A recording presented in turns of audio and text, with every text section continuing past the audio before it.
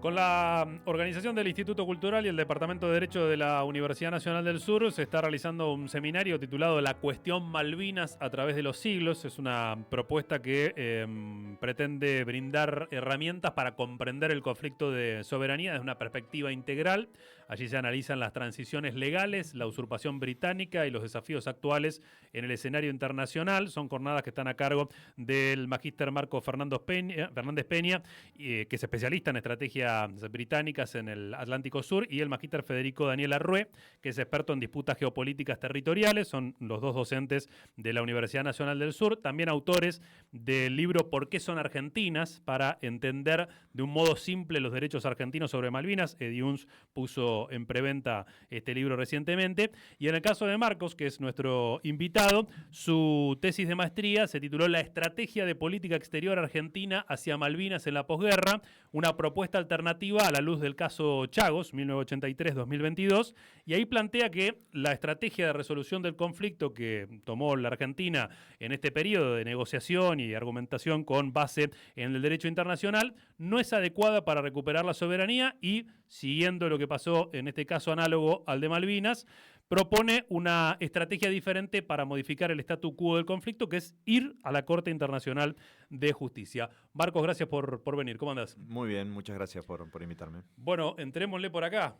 A ver, ¿por qué sería una alternativa viable? ¿Qué implicaría cambiar esa estrategia para recurrir a la Corte Internacional de Justicia? En realidad, lo que he rastreado en esa tesis de maestría es la política exterior que hemos tenido nosotros en los últimos 40 y pico de años, y lo que verifiqué, era una intuición, pero la pude verificar, es que el Estado Nacional no tuvo nunca una estrategia consistente, ¿sí? Nosotros planteamos la negociación como método de resolución del conflicto de Malvinas, pero la negociación tiene otros condimentos que argumentar en derecho, ¿no? Porque cuando uno se sienta con una contraparte, como es el Reino Unido, pero podría ser otro Estado o cualquier otra contraparte, por la simple argumentación en derecho no se va a encontrar esa solución a la disputa, porque simplemente no va a aceptar tu argumentación esa contraparte. Entonces digo, es que si nosotros continuamos por esa vía, bueno, vayamos a los tribunales internacionales, que es donde argumentar en derecho tiene sentido. Y hay un tercero imparcial que decidirá quién tiene razón, básicamente, quién tiene mayor legitimidad. Pero bueno, hay complejidades en el medio. No Claro, es tan de hecho, sencillo. cómo se fue constituyendo la posición argentina en cuanto a normativas, la propia Constitución marca un camino Sí. contrario, ¿no? O por lo menos que no contiene esa posibilidad. Sí, en realidad la Constitución Nacional tiene en la disposición transitoria primera dispuesto que la recuperación de la soberanía plena sobre las Islas Malvinas, Georgias del Sur, San Luis del Sur y sus espacios marítimos circundantes es el objetivo, Claro, ¿no?, del pueblo argentino. Entonces, limita un poco la posibilidad de negociar. Es todo o nada. Es todo o nada. Esa es una de las posturas que yo planteo ahí en la tesis.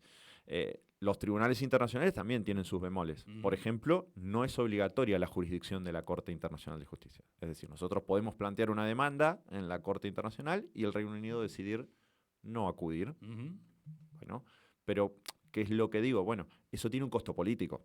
Claro. Si uno plantea que tiene un mayor derecho, vamos a discutirlo al ámbito propicio para ello, y el Reino Unido declina, se cae su legitimidad frente a los otros países, frente a los otros estados, y puede terminar erosionando la legitimidad del Reino Unido también para llevar a una negociación.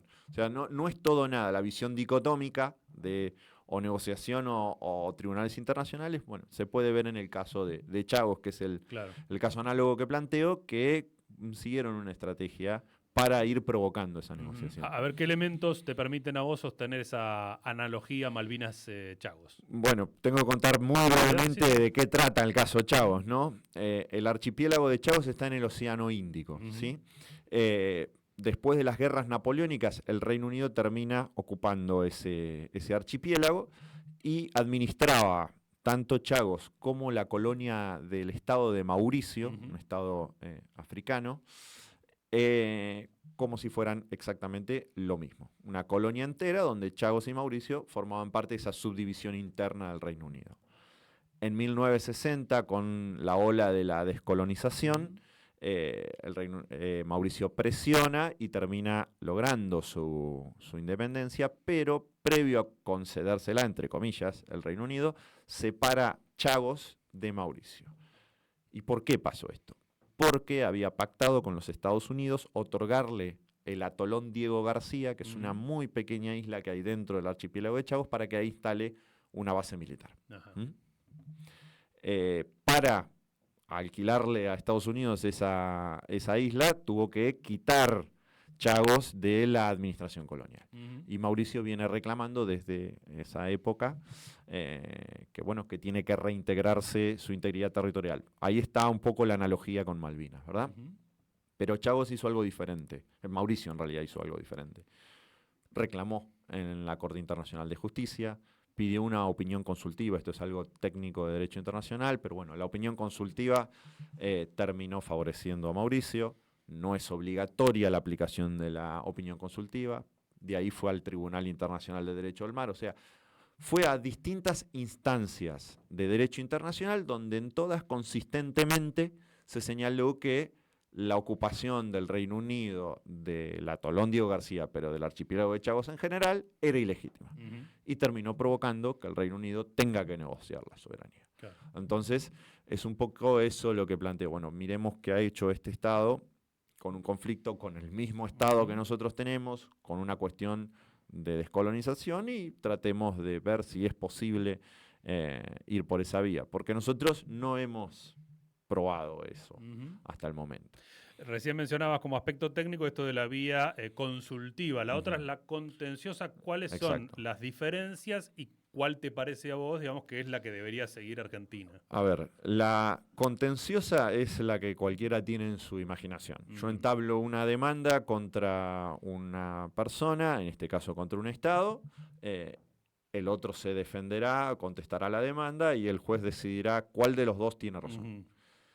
¿Cuál es la pega, digamos, con la vía contenciosa? Que el Reino Unido, como dije, puede declinar la jurisdicción. Puede decidir no ir a la Corte Internacional y no pasa nada. Que sería lo más esperable, digamos, por la posición que tiene, supongo. No lo depende sé. Por esto que vos decís del no lo sé. costo político. ¿Por qué costo político habría? Ajá. Depende cuán firmes ellos crean que tienen su derecho sobre Malvinas. Ajá. Estoy bastante convencido de lo que digo. Ellos están conscientes de que por lo menos es endeble su posición jurídica, así que probablemente lo rechazarían. Pero bueno, eso es cómo funcionaría la vía contenciosa. Después, el mecanismo de la Carta de las Naciones Unidas y el reglamento de la Corte Internacional de Justicia la habilita a emitir lo que se llama opiniones consultivas, que es cuando hay una duda de derecho internacional de cómo se debería resolver una situación, se puede preguntar a la Corte Internacional cuál es su opinión sobre ese caso. Ahora bien, no se puede hacer trampa, no se puede pedirle una opinión sobre un caso que debería ser contencioso, ¿verdad? Entonces habría que hacer la pregunta en forma correcta, que es como lo hizo Mauricio.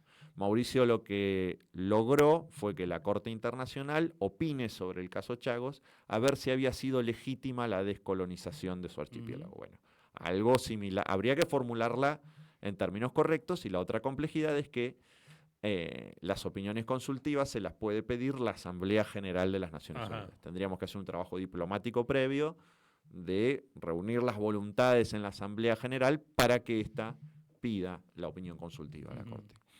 ¿Y qué preguntarías?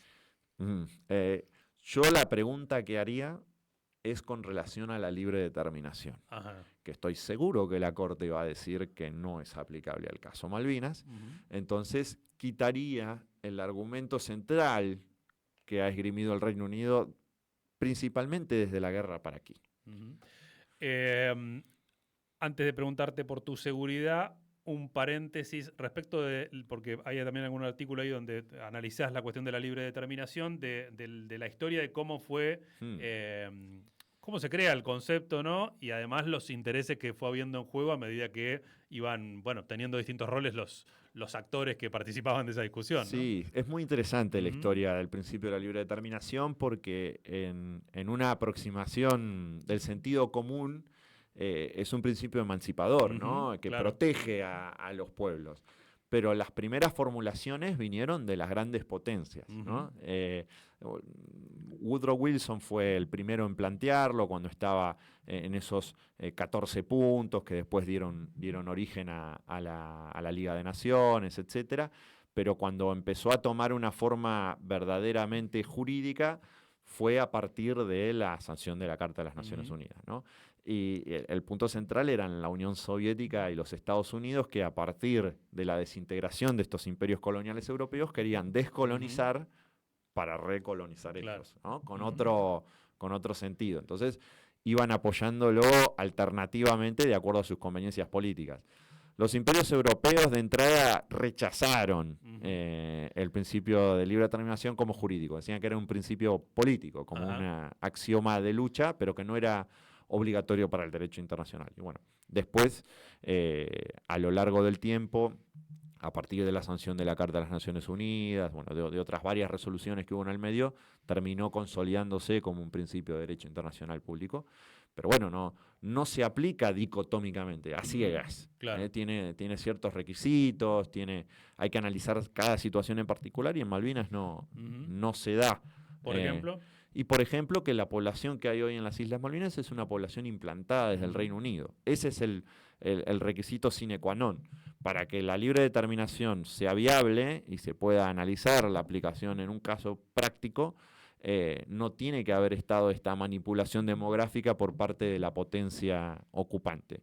En 1833 había habitantes de las Provincias Unidas del Sur y fueron barridos y colocados pobladores del Reino Unido de la Gran Bretaña. No quiere decir esto, y esto es muy importante también, que no tengan derechos las personas que hoy viven allí. En primer lugar, son argentinos. Para nosotros son argentinos. La ley de nacionalidad nuestra establece que toda persona nacida en el territorio nacional es argentina. Y las Islas Malvinas son territorio nacional para nosotros, por lo tanto todos ellos son argentinos. Y en segundo término, los derechos que tiene cualquier minoría dentro de un Estado. Tienen derechos políticos, todos los derechos que tiene cualquier argentino. Entonces, esa es una investigación que estoy por comenzar cuando termine la estrategia británica, que es la que estoy estudiando ahora. ¿Cómo ingresarían en nuestro sistema institucional las Islas Malvinas? Es decir, parto de la hipótesis de nos devuelven las Malvinas. Sí. ¿Cómo institucionalmente integramos a los isleños? Porque tienen derechos. Hay que respetar su modo de vida. Pero no tienen el derecho de decidir la disputa de soberanía entre el Reino Unido y Argentina. O sea, en el conflicto jurídico no tendrían parte, digamos. No tienen parte. La Asamblea de las Naciones Unidas lo estableció específicamente en la resolución 2065. La disputa es de soberanía entre dos estados, entre Argentina y el Reino Unido, y se deben respetar los intereses de los isleños, pero no los deseos. Y esa diferencia no es menor. Los intereses es lo que te estaba diciendo, todos los derechos que tiene cualquier minoría. Pero en cuanto a los deseos, no, porque su deseo respecto de pertenecer al Reino Unido o a la Argentina es irrelevante en los términos en que está planteada esta disputa. Entonces, vos recurrís a través de las Naciones Unidas a la Corte Internacional, le proponés que determine si los isleños tienen derecho o no a la libre determinación. Vos estás confiado que la Corte te va a decir no tienen derecho. Yo creo que sí. ¿Y a partir de ahí qué? Y a partir de ahí se va acercando al Reino Unido. O sea, esto no tiene una solución la única solución todo nada es demanda. Claro. Demanda, pero decisión. Es todo nada también para este lado. Y es todo nada para este lado también. Que eso hay que comprenderlo. Por eso son los riesgos y por eso el Estado argentino también, salvo a principios de los 2000, que había instruido a la Cancillería a evaluar esta posibilidad y después pasó el 2001, claro, nunca se evaluó con ahínco esto porque, bueno, el costo político puede ser enorme y además la Corte Internacional de Justicia, no hay que ser necios, como cualquier tribunal de justicia, también tiene sus condimentos políticos, ¿no? Claro. Y sus presiones internacionales.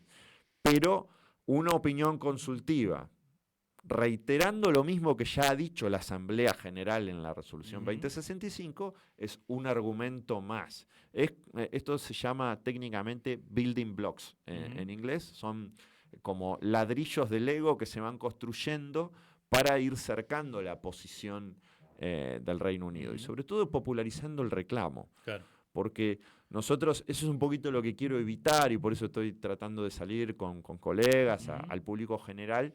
Es muy endogámico en Argentina el tema Malvinas. Nosotros creemos que todo el mundo tiene en claro esto, Claro. cómo funciona la disputa, por qué no tienen derecho a la libre determinación, que la guerra no tiene ningún tipo de efecto jurídico haberla perdido con relación a la disputa, pero no es así, no necesariamente es así. Pensemos que un mongol en Ulan Bator va a votar en la Asamblea General de Claro. Naciones Unidas y también hay que hacerle conocer el reclamo. Y así por todo el globo.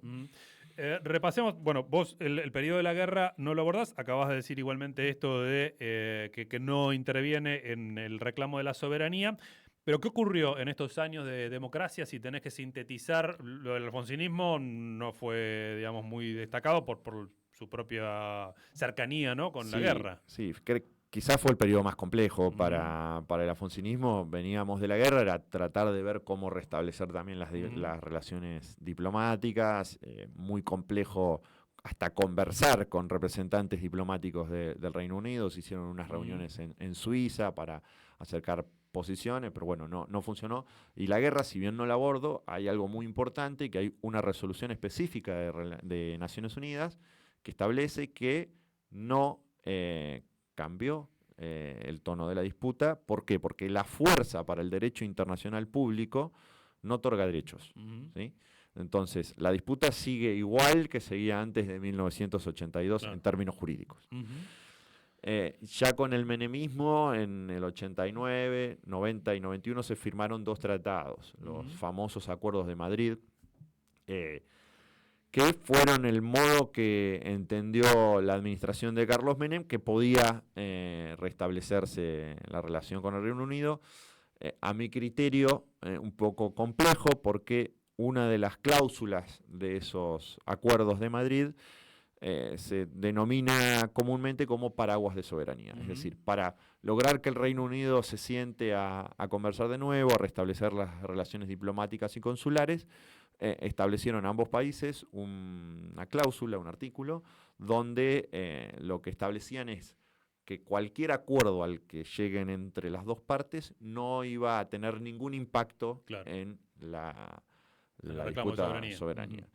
Y algo similar pasó luego en la época de Macri, que lo que querían hacer era discutir cuestiones comerciales, bilaterales, de otra índole, y dejar el tema Malvinas como en una cajita. Todo eso Gran Bretaña lo fue aprovechando, digamos. Y eso es, para mí es ganancia siempre para Gran Bretaña, porque no discutís tu tema central. Para ellos no es el tema central, claro, pero para nosotros sí. Entonces dejarlo en esa cajita es complicado. Sí entiendo que las condiciones de política exterior general, mundiales, del gobierno de Carlos Menem tenían más sentido esa forma de actuar que la que tiene ahora o la que tenía en la época de Macri. Pensemos en los años 90, mundo unipolar, Estados Unidos triunfante de la Guerra Fría. Bueno, no la comparto, pero sí la comprendo. Claro. Tenía un poco más de sentido esa forma de actuar. Ya en la segunda década del siglo XXI, no. Para nada. Ahora vamos un poquito más sobre eso, pero antes, ¿alguna mención respecto a la política de los gobiernos del kirchnerismo? Los gobiernos del kirchnerismo apuntaron a otra variable de la disputa, ¿no? Apuntaron a aumentarle los costos de la ocupación al Reino Unido. Básicamente trataron de regionalizar la disputa, hacer un trabajo en conjunto con gobiernos de Brasil, de Chile, con la UNASUR, con todo lo que había en ese momento comenzado a gestarse en América del Sur, y aumentar los costos de las pescas ilegales, prohibir el atraco de barcos en los puertos que habían antes tocado Malvinas, que tuvieran licencias pesqueras en Malvinas, etc. Una serie de herramientas jurídicas orientadas básicamente a eso. Pero tampoco fueron suficientes. También fue muy endeble en el tiempo porque dependían de la coordinación de las fuerzas políticas similares al kirchnerismo en la región, del socialismo del siglo XXI, y cuando eso se fue desmoronando, también se fue desmoronando esta estrategia. Entonces, no continuó en el tiempo ese modo de pensar la disputa. Entonces siempre digo que queda manco, queda rengo la estrategia respecto de las Malvinas, porque si depende de que los gobiernos de la región estén coordinados, depende de cosas muy complejas. No solo a nivel interno, sino también a nivel externo. Bueno, y de respecto de este último tramo, incluso pensando en el contexto internacional, vos ahí hacías algunas consideraciones en la tesis que es de 2023. 23. Pasó poco tiempo, cambiaron algunas cosas. Obviamente hay cuestiones estructurales que igualmente se sostienen en diferencia, por ejemplo, con la década del 90. Pero hoy, ¿cuál sería el panorama? Además, teniendo en cuenta la postura de este gobierno que ha llegado a poner en los pies de los kelpers la decisión, ¿no? Sí, muy complejo, la verdad. Un poco, yo lo dije cuando defendí la tesis, las ventanas de oportunidad en cuestiones como esta muchas veces son pequeñas y hay que meterse cuando es posible. Hoy cambió mucho, parece que es relativamente poco tiempo, 2023, 2026, pero la realidad es que nos pasó la guerra de Rusia y Ucrania, que arrancó en el 2022, pero nadie esperaba que continúe como continúa al día de hoy, y todo lo que está ocurriendo en Oriente Medio. La realidad es que el gobierno actual, con relación a las Islas Malvinas, tiene una posición inédita en la historia. Que el presidente de la Nación, el 2 de abril del año pasado, haya dicho lo que dijo, no sé si es una manifestación de su ignorancia respecto de la disputa o directamente una intención en ese sentido. Por suerte, este año se ve que alguien distinto redactó el discurso del 2 de abril y fue mucho mejor. Recordemos que el año pasado lo que dijo básicamente que la intención sería convencer a los kelpers de que elijan ser argentinos, ¿no? Exacto. Y eso es precisamente hacer el juego de la libre determinación del Reino Unido. Es no centrarse en la ilegitimidad de la posición británica en las islas, porque una cosa no tiene que ver con la otra. El problema es de origen, el problema es de la legitimidad de los títulos jurídicos británicos, que es un poco lo que hablábamos en el seminario que estamos dando. Vamos un poco hacia la historia. Si tenés entonces que ir desprendiendo algunos de los argumentos que en ese registro histórico hacen a la fuerza del reclamo sobre la soberanía en Argentina, arrancás en 1008. En España, arrancamos en España, porque esencialmente los derechos argentinos sobre las islas vienen por herencia de lo que era el virreinato del Río de la Plata. Entonces, siempre cuando charlo de Malvinas digo, no tenemos que ignorar la historia nuestra del virreinato y de España, porque nosotros heredamos los derechos españoles sobre Malvinas. El primero es que las Islas Malvinas estuvieron desocupadas hasta fines del siglo XVIII. ¿Sí? No fueron un territorio ocupado en los orígenes de la conquista española, siglo XVI. No. Hasta 1765 no había nadie en las islas. Hasta 1764, perdón. Y los primeros ocupantes fueron franceses. No fueron españoles, no fueron británicos. Fue una expedición, la expedición de Luis Antoine de Bougainville. Como en ese momento estaban las monarquías unidas, los Borbones estaban en Francia y en España, Francia acepta devolverle las islas a España, le advierte que en un islote al noroeste, para que tengan el mapa en la cabeza, tenemos la Gran Malvina al oeste, la Isla Soledad al este. Bueno, en la Gran Malvina al norte hay un pequeño islote que se llama Isla Trinidad. Ahí había un pequeño asentamiento británico que se había metido clandestinamente mientras los franceses estaban ocupando las islas. Entonces, cuando Francia devuelve las islas a España, acepta la soberanía española, dice que le pertenecían a España, España va a ocuparlas. Casualmente un 2 de abril de 1767, y desaloja a esos británicos por la fuerza.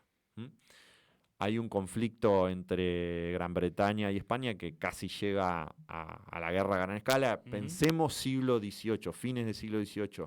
Las Malvinas están lejos hoy, en el siglo XVIII eran barcos de madera los que iban ahí. Era difícil encontrarse, difícil observarse. Bueno, llegan a este casi hito de guerra, y ¿qué sucede? Hay una negociación diplomática entre España y Gran Bretaña que al final termina saldándose de este modo. España, para que Gran Bretaña pueda salvar la ropa frente a sus propios súbditos, acepta que vuelvan a la isla y se vayan solos, para hacerlo sencillo, ¿no? se llama La promesa secreta de Macerano, porque Macerano era el embajador español frente a la corona británica. España reafirma sus derechos de soberanía, Gran Bretaña no dice nada con su clásico carácter pragmático, y 2 años después se van los británicos de las islas, se van solos. Desde 1774 hasta 1811, las guerras de independencia, es España la única presencia en el archipiélago, con gobernador en las islas. De hecho, si alguno tiene el mapa del virreinato en la cabeza, lo más al sur que había en el continente era el fuerte de Patagones, de Carmen de Patagones. Claro. No, eran las Islas Malvinas.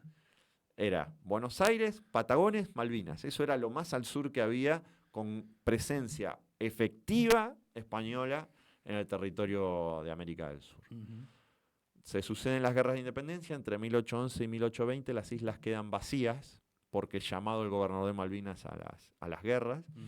Y en 1820 el gobierno nacional, incipiente gobierno nacional, las envía una goleta para ocuparlas y establecer un régimen de pesca, todo, y una serie de actos jurídicos y de posesión que se suceden en el tiempo en forma ininterrumpida. Y nadie reclama nada. Y Gran Bretaña no reclama nada. Gran Bretaña firma un tratado de paz y amistad con Argentina, con las Provincias Unidas del Sur, en 1825. Y no reclama nada. La ocupación de las Islas Malvinas por las Provincias Unidas del Sur es conocida en el Reino Unido. Se publica en un diario del Reino Unido. Y Gran Bretaña no reclama nada. Se publica en un diario de Cádiz también. No reclama nada. O sea, son una serie de actos que realiza nuestro país y que Gran Bretaña no protesta. Recién en 1833. En 1833. Que claro. Eso también viene una historia atada a Estados Unidos. Siempre. A ver, ¿cómo? Siempre presente en el hemisferio. Dentro de este régimen de protección de las islas se establece el régimen de pesca, de licencias pesqueras. Bueno, 2 buques norteamericanos en 1832, a fines de 1832, pescan ilegalmente en las islas sin permiso y son capturados por el gobernador Luis Bernet y sancionados. Son llevados a Buenos Aires ambos buques. Bueno, se les establece todo el procedimiento de sanción a una pesca ilegal. Cuando se entera de esto el embajador norteamericano envía una expedición punitiva a las Islas Malvinas, decía que las Islas Malvinas no eran propiedad de nadie, y destruyen completamente el asentamiento nacional. Lo atacan, básicamente, y se van. Cuando se van, Gran Bretaña se entera de este hecho y se anoticia que había quedado la guarnición de Malvinas seriamente dañada, y ahí es donde envía su expedición punitiva. Y desde entonces la ocupación. Están escuchando a Marcos Fernández Peña. Bueno, después las cuestiones que tienen que ver con la descolonización, con la integridad territorial. ¿Querés mencionar algo de eso? Sí, básicamente acá se enfrentan 2 principios jurídicos, ¿no? La integridad territorial de los estados y la libre determinación. Cuando hay 2 principios jurídicos enfrentándose, hay que decidir cuál de los 2 tiene mayor peso, porque los principios no funcionan como las reglas, ¿sí? Las reglas o se aplican o no se aplican, y si hay 2 reglas en conflicto, hay una que es jerárquicamente superior. En el caso de los principios, no. Y esto es lo que decía al inicio. En el caso de todos los territorios sujetos a descolonización, son tales porque no eran propios de un Estado, sino de una colonia, de una metrópoli que legítimamente las ocupó. En el caso nuestro, esto es un caso particular de descolonización, porque la gente que habita el archipiélago fue implantada por la potencia ocupante. Es por esa razón que no se aplica el principio de libre determinación a las Islas Malvinas. El conflicto es previo a la implantación de esas personas. El conflicto es de 1833, y si querés desde 1774, de que se fueron los británicos, y si querés desde 1764, desde que lo ocuparon los franceses. Pero la libre determinación de los pueblos no se aplica a este caso, porque la población fue implantada por el Reino Unido. No es una evolución natural que fueron ocupados, como fue en la India, como hicieron en otros territorios. Aquí trajeron sus colonos para ocuparlos. Marcos, y más allá de lo que significa que vos tengas parte del territorio nacional ocupado por una potencia extranjera, ¿Qué otros elementos crees que hacen relevante que hoy ese reclamo por la soberanía de Malvinas sea prioritario? Eso número uno. Lo que acabas de decir, yo lo repito porque parece obvio, pero es como que estuviera ocupado Córdoba. Así de fácil. No lo tenemos en el imaginario real porque es un territorio insular. Pero es exactamente eso. El territorio ocupado por una potencia extranjera. Número dos, por el crecientemente peligroso mundo multipolar en el que estamos viviendo. No tenemos que olvidar que el Reino Unido tiene armas nucleares. Y las Islas Malvinas hoy están en posesión de un Estado con armas nucleares. Ante un eventual conflicto global, eso es un problema muy grande. América del Sur hay un tratado, el Tratado de Tlatelolco, que declara el Atlántico Sur zona libre de armas nucleares. Pero no es tan así.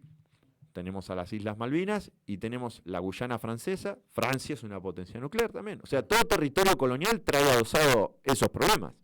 Y el tercer punto es el control de los recursos naturales.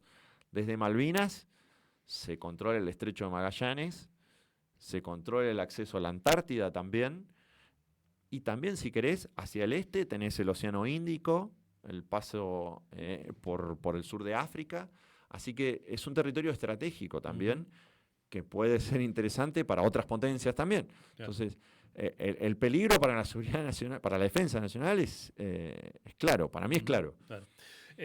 Ahora sí, la última me había quedado de lo que charlábamos respecto a la presentación judicial y del contexto actual.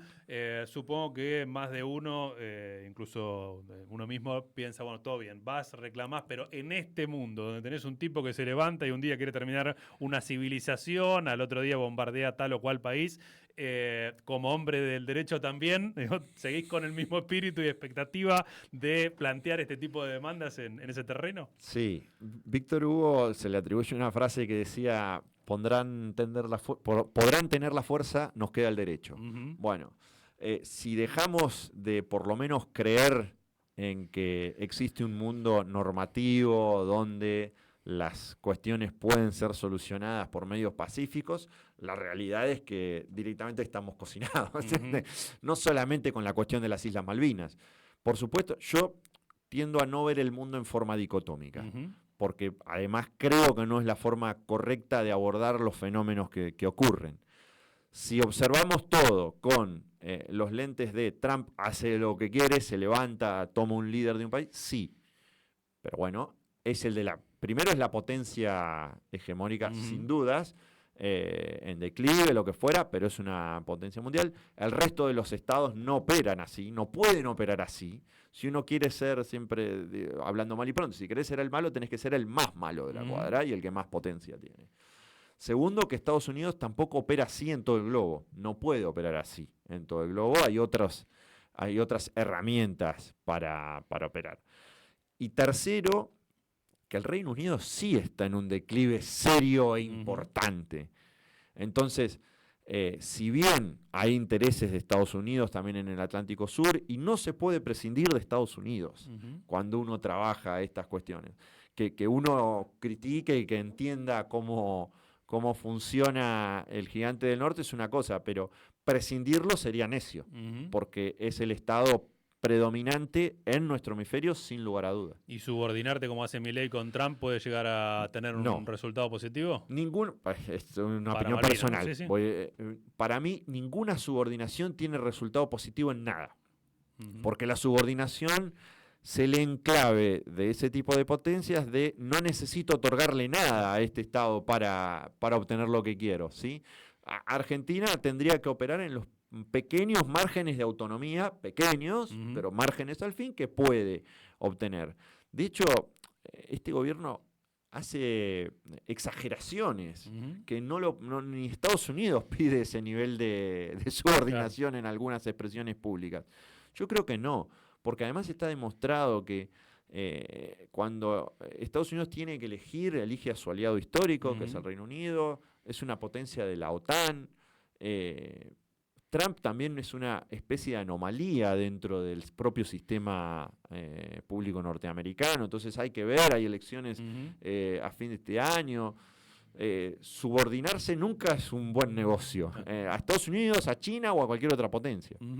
Marco, muchísimas gracias por la visita. Recordamos, por un lado, que está en preventa por Eddie Unz el libro ¿Por qué son argentinas? Para entender de un modo simple los derechos argentinos sobre Malvinas, y que hay 3 encuentros más del seminario que arrancó el jueves. El jueves próximo estarán con la sucesión legal de las Provincias Unidas, la creación de la comandancia de Luis Bernet y la usurpación británica de 1833, y los subsiguientes son el rol de la ONU y la resolución 2065, la guerra del 82 y la reforma constitucional del 94 que ratifica la soberanía en Argentina, y la última, la geopolítica de los recursos, pesca, hidrocarburos, la base Mont Pleasant y la proyección hacia la Antártida en un mundo multipolar. Muchísimas gracias. Gracias a ustedes.